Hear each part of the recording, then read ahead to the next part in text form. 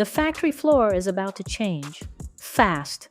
According to ARM CEO Rene Haas, AI-powered humanoid robots could take over large parts of manufacturing within the next 5 to 10 years. And this isn't science fiction anymore. Here's what makes this different from the robots we already have. Traditional factory robots are built for one job. Weld here, pick that up, place it there. Once they're installed, that's pretty much all they do. Humanoid robots powered by what's called physical AI are different. They can learn by doing. They can be retrained on the fly. The same robot could assemble parts in the morning, inspect products in the afternoon, and do something completely different tomorrow.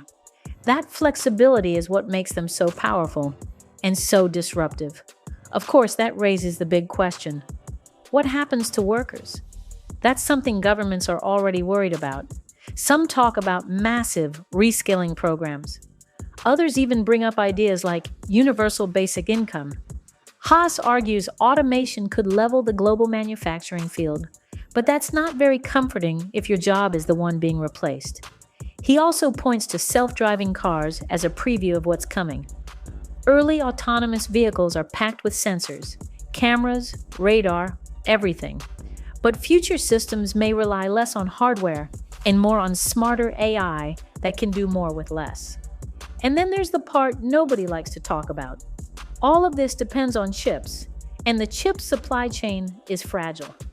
ARM designs the processors, but companies like TSMC in Taiwan make most of the advanced chips. And only one company in the world, ASML, builds the machines needed to manufacture them. We got a small taste of this during COVID, when chip shortages shut down factories and delayed cars over something as simple as a key fob.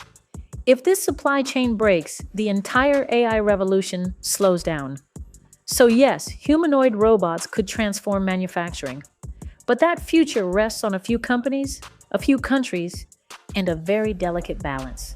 The technology is moving fast, whether we're ready or not.